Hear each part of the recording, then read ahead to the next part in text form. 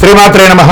సద్గురు జ్యోతిష్యాలయం వారి యొక్క విశ్వావసునామ సంవత్సర 2025 మార్చి 29 నుండి మొదలు పెడితే మళ్ళీ 2026 మార్చి 28 వరకు వచ్చే ఈ తెలుగు నూతన సంవత్సరంలో వచ్చినటువంటి సంవత్సర రాశి ఫలితాలని మనం ఇప్పుడు తెలుసుకోబోతున్నాం.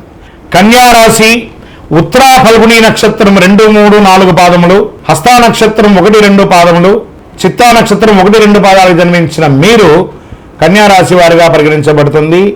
ఈ విశ్వావసునామ సంవత్సరం జాక్ పాట్ ఇయర్గా చెప్పవచ్చు. మరి అలా ఉన్నా కూడా చిన్న చిన్న అబ్స్టకల్స్ వస్తున్నాయి కదా రాఘవ.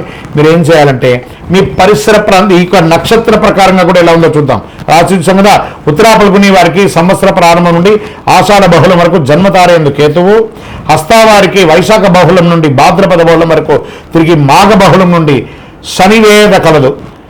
చిత్తా నక్షత్రం వారికి ఆషాఢ బహుళం నుండి సంవత్సరం వరకు నైదన తారయందు కేతు సంచరించడం వల్ల సంవత్సర ఆరంభం నుండి వైశాఖ శుక్లం వరకు తిరిగి భాద్రపద బహుళం నుండి మాఘ శుక్లం వరకు శనివేద సంవత్సర ఆరంభం నుండి కార్తీక బహుళం వరకు రాహువేద కలుగుతుంది. మొత్తం మీద ఈ సంవత్సరం మిశ్రమంగా లాభంగా ఎక్కువ శాతం ఉంటుంది, నష్టబాధం చాలా తక్కువ ఉంటుందని కూడా చెప్పచ్చు. మీ ఇష్ట దైవాన్ని ప్రార్థన చేయండి. మీ లక్కీ నెంబర్ 3 మరియు 5 అనే నెంబర్ కలిసి వస్తుంది. మీకు ఊదా రంగు, కాషాయం రంగు ఎక్కువ వాడడానికి ప్రయత్నం చేయండి.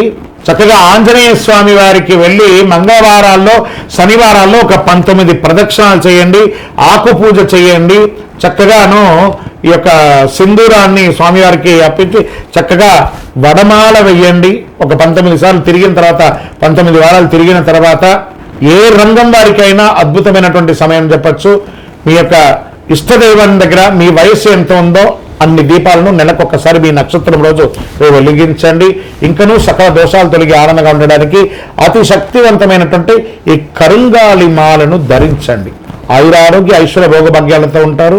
విజయోస్తు. ద్వాదశ రాశుల్లో ఉన్నటువంటి మీరు ఆయురారోగ్య ఐశ్వర్య భోగభాగ్యాలతో ఉండాలని అఖిలాండ కోటి బ్రహ్మాండ నాయకుడు శ్రీ ధర్మశాస్త్ర అయ్యప్ప స్వామి వారిని సదా సర్వావసరద్దు మీకోసం, మీ క్షేమం కోసం ప్రార్థన చేస్తున్నాం. మీరు తిరుపతికి వచ్చినప్పుడు మన అయ్యప్ప స్వామి వారి 18 అవతారముల దేవాలయం జీవకోన తిరుపతిలో ఉంటుంది. రైల్వే స్టేషన్ నుండి బస్టాండ్ నుండి 3 కిలోమీటర్ల దూరంలో. ఒక్కసారి పుట్టినందుకు ఒక్కసారైనా అందులో అడుగుపెట్టండి. అందులో 27 నక్షత్రాలను కూడా ప్రతిష్ఠ చేయబోతున్నాం త్వరలో. మీరు వచ్చి దర్శనం చేసుకోండి. మీ యొక్క దోషాలన్నీ తొలగి ఆనందంగా ఉండండి.